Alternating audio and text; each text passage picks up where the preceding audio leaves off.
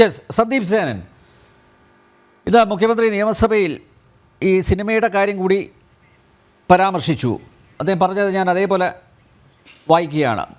അതായത് സീരിയലുകളും ചലച്ചിത്രങ്ങളും ഉളവാക്കുന്ന ദുസ്വാധീനങ്ങൾ, വയലൻസ് ആഘോഷിക്കപ്പെടുന്ന നിലയാണ് ഇവിടെ. ഇക്കാര്യങ്ങൾ പരിശോധിക്കാൻ ഒരു സെൻസർ ബോർഡ് തയ്യാറാവുന്നുണ്ടോ? ഏറ്റവും കൂടുതൽ അക്രമവും കൊലയും നടത്തുന്നവൻ ഹീറോ ആവുന്ന അവസ്ഥ. ഈ ഹീറോ വർഷിപ്പ് എല്ലാവരെയും തല്ലി ഒതുക്കുന്നതിലാണ് തൻ്റെ മഹത്വം എന്ന് ചിന്തിക്കുന്ന രീതിയിലേക്ക് കുട്ടിയെ നയിക്കുന്നു എന്നുള്ളത് നമുക്കറിയാം. സമീപകാലത്ത് ഇറങ്ങിയ ചില സിനിമകളിലെ വയലൻസ് ബെല്ലും ബ്രേക്കും ഇല്ലാത്ത രീതിയിലാണ് അതൊക്കെ പോയത്. അതൊരു യാഥാർത്ഥ്യമാണ്. അതായത് ഒരു സീരിയൽ കില്ലർ നിരവധി കൊലപാതകങ്ങൾ നടത്തുന്നു. ആ സിനിമയിൽ പോലും വയലൻസ് നിയന്ത്രിച്ച് ചെയ്തിട്ടുണ്ട്, അത് അവതരിപ്പിച്ചിട്ടുണ്ട്. എന്താണ് സംവിധായകൻ ഉദ്ദേശിക്കുന്നത് അത് കൃത്യമായിട്ട് കൺവേ ചെയ്യാൻ സംവിധായകന് സാധിച്ചിട്ടുണ്ട്. പക്ഷേ നോക്കൂ, ഇപ്പോൾ സമീപകാലത്ത് ഇറങ്ങിയ ഒരു സിനിമയിൽ ഒരു കുടുംബത്തിലെ അംഗങ്ങളെ മുഴുവൻ കൊല്ലുന്നത് കാണിക്കുകയാണ്. അത് മണിക്കൂറുകളോളം അതിങ്ങനെ നീണ്ട് നിൽക്കുകയാണ്. ആ ഒരു സിനിമ കണ്ടിറങ്ങുന്ന ഒരു വ്യക്തി, പ്രത്യേകിച്ച് നമ്മുടെ യുവാവ്, അതിൽ നിന്ന് എന്ത് സന്ദേശമാകും ഉൾക്കൊള്ളുക?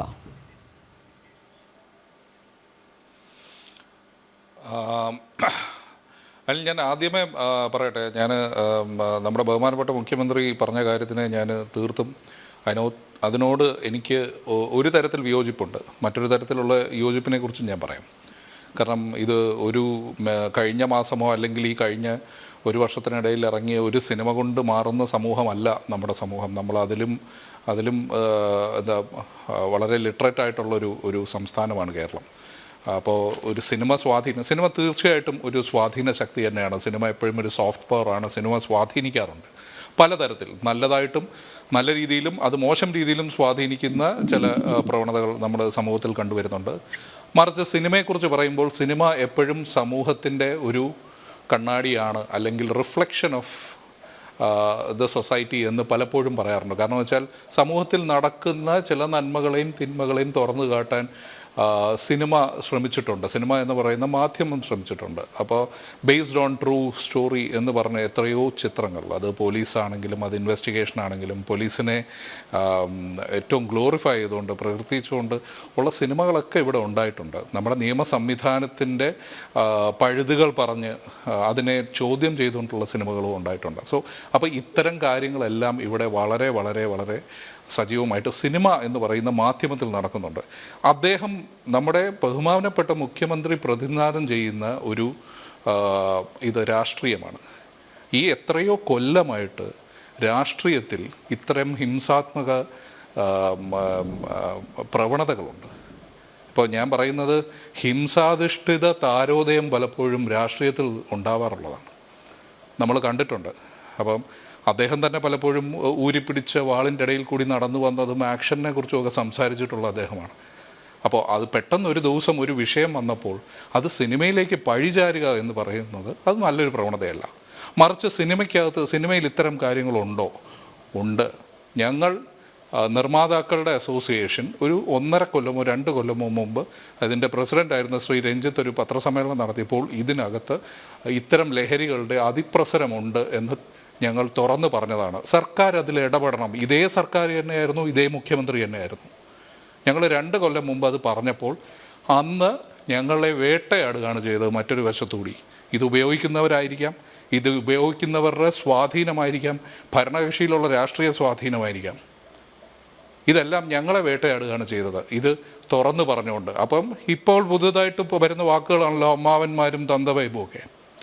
അപ്പം ഈ പറയുന്ന കാര്യങ്ങൾ പാടെ തള്ളിക്കളയുകയും അവരുടെ സൗകര്യാർത്ഥം മാറ്റിവെക്കുകയും ആവശ്യാനുസരണം സിനിമയെ എടുത്ത് മുന്നിലൊരു ഷീൽഡാക്കി വെക്കുകയും ചെയ്യുക എന്ന് പറയുന്നത്, ഹിംസ എങ്ങനെയാണ് സംഭവിക്കുന്നത്? നമ്മളിപ്പോൾ ഇവിടെ ഇന്നും സംസാരിക്കുന്നതിൻ്റെ ഏറ്റവും വലിയ കാരണമെന്ന് പറയുന്നത് ഈ കഴിഞ്ഞ ഒരു 1-1.5 ആഴ്ചക്കിടയിൽ നമ്മുടെ നാട്ടിൽ നടന്ന പല വിഷയങ്ങളാണല്ലോ കാരണം. ഒരു കുടുംബത്തിലുള്ള ഇത്രയും പേരെ കൊല്ലുന്നു, ഒരു കുട്ടി, പിള്ളേർ തൃശ്ശൂരിൽ തമ്മിൽ തല്ലുന്നു, അതിലൊരാൾ മരണപ്പെടുന്നു. അപ്പോൾ ഇത്തരം കാര്യങ്ങളൊക്കെ പാടെ ആദ്യമേ നമ്മൾ തുടക്കം, ഇതിൻ്റെ വേരെവിടെയാണ് എന്ന് നമ്മൾ നോക്കുമ്പോൾ അത് ഇത്തരം ലഹരി ഉപയോഗത്തിൻ്റെ പുറത്താണെങ്കിൽ അതല്ലേ നമ്മൾ തേടിയെത്തേണ്ടത്. അതിന് ഒരേപോലെ ഞാൻ ഭരണപക്ഷത്തിനെയും പ്രതിപക്ഷത്തിനെയും ഞാൻ അവർ രണ്ടുപേരും ഉത്തരവാദികളാണ് എന്ന് ഞാൻ പറയും. കാരണം ഈ ഇന്ന് പ്രതിപക്ഷത്തിരിക്കുന്നവർ അന്ന് ഭരണപക്ഷത്തിരുന്നപ്പോൾ, അതായത് കഴിഞ്ഞ ദിവസം നമ്മുടെ ബഹുമാനപ്പെട്ട കോൺഗ്രസിലെ സമുന്നത നേതാവ് ശ്രീ രമേശ് ചെന്നിത്തല പറയുന്ന 3 സിനിമകളുടെ പേരെടുത്ത് പറഞ്ഞു അദ്ദേഹം പരാമർശിക്കുന്നത് ഞാൻ ഏതൊരു ന്യൂസിൽ ഒരു ഇതായിട്ട് കണ്ടു.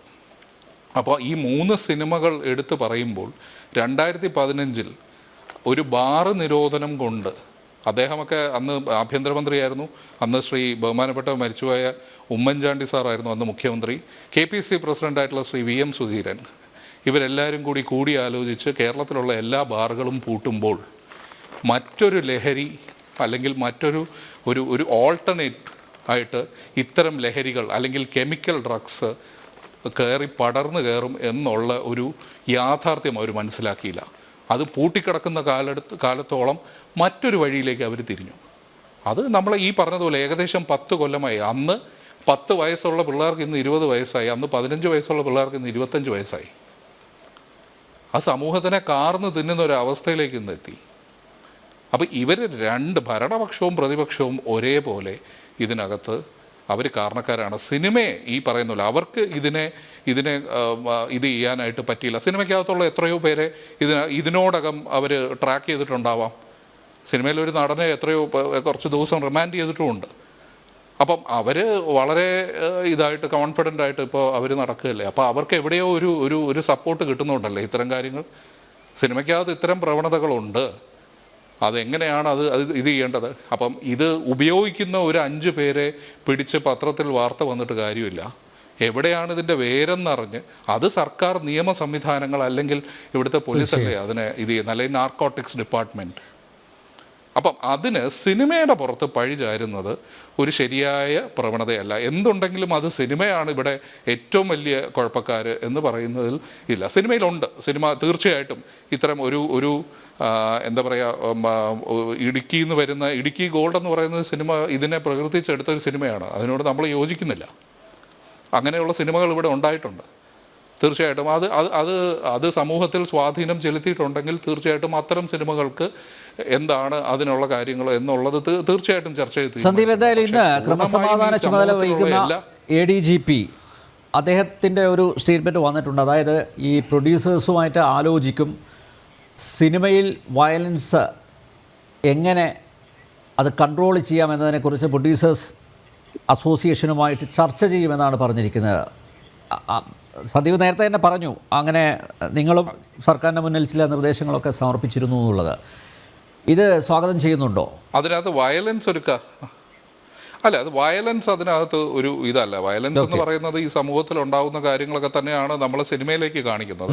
പിന്നെ പ്രൊഡ്യൂസേഴ്സ് അസോസിയേഷനെ മാത്രം ഇതിനകത്ത് വിളിച്ചിട്ട് കാര്യമൊന്നുമില്ല. കാരണം വെച്ചാൽ ഇതിനകത്ത് ക്രിയേറ്റീവ് കോളുണ്ട്, അത് ഡയറക്ടേഴ്സാണ്, അല്ലെങ്കിൽ അതിനകത്ത് എഴുതുന്ന റൈറ്റേഴ്സാണ്. അപ്പം അങ്ങനെ അത്തരം എല്ലാവരെയും കൂടി ചേർത്ത് ഇത് ഇങ്ങനെ ഇത്രയും വയലൻസ് ഇത് ചെയ്യുന്ന സീക്വൻസസ് അഭിനയിക്കണോ എന്നുള്ളത് നടൻ്റെയും കൂടെ തീരുമാനമല്ലേ. അദ്ദേഹം അത് ചെയ്യില്ല എന്ന് പറഞ്ഞു കഴിഞ്ഞാൽ ആ സിനിമ അവിടെ നടക്കില്ല. അപ്പോൾ ഇതൊരിക്കലും ഒരു പ്രൊഡ്യൂസേഴ്സിൻ്റെ മാത്രം കോളല്ല. അതിനകത്ത് ഡയറക്ടേഴ്സ് ഉണ്ട്, റൈറ്റേഴ്സ് ഉണ്ട്. അതിൽ ആ പെർട്ടിക്കുലർ ക്യാരക്ടറോ അല്ലെങ്കിൽ അതിൽ അഭിനയിക്കാനായിട്ട് തീരുമാനമെടുക്കുന്ന ഒരു നായക നടനോ അല്ലെങ്കിൽ അതിനകത്തൊരു പ്രതിനായകനോ ഒക്കെ ഉണ്ട്. സിനിമയിൽ എപ്പോഴും നായകനും പ്രതിനായകനും കാലാകാലങ്ങളിലുള്ളതാണ്. അപ്പോൾ ഇത്തരം കാര്യങ്ങളൊക്കെ തീരുമാനിക്കേണ്ടത് അവരാണ്. ഒരു നായകൻ ആ സിനിമ ചെയ്യില്ല എന്ന് പറഞ്ഞു കഴിഞ്ഞാൽ ചിലപ്പോൾ ആ സിനിമ നടന്നില്ല എന്ന് വരും. അത് മറ്റൊരു നായകനിലേക്ക് പോകുമ്പോൾ. അപ്പോൾ എല്ലാവരും കൂട്ടുത്തരവാദിത്വം ഇതിനകത്തുണ്ട്. അതൊരിക്കലും അത് സിനിമ മാത്രമല്ല. അദ്ദേഹം ഇത് പറയുമ്പോൾ തന്നെ അദ്ദേഹത്തിന് ഞാൻ ഒരു കാര്യം പറയുന്നത് വെച്ചാൽ, സർക്കാർ എടുക്കേണ്ട തീരുമാനം എന്ന് പറയുന്നത് ഇത്തരം രാഷ്ട്രീയ കൊലപാതകങ്ങൾ ഇവിടെ നിൽക്കട്ടെ. എത്രയോ കൊലപാതകങ്ങൾ നടക്കുന്നു. നഴ്സിംഗ് കോളേജിലും വെറ്റിനറി കോളേജുകളിലും കൊലപാതകം നടക്കുന്നു. ഈ കഴിഞ്ഞ ദിവസം ഒരു യുവജന നേതാവ് പറയുന്നുണ്ട്, സമൂഹത്തിലെ ഏറ്റവും ബഹുമാനിക്കുന്ന ഒരു വ്യക്തിത്വമാണ് ശ്രീ TP ശ്രീനിവാസൻ.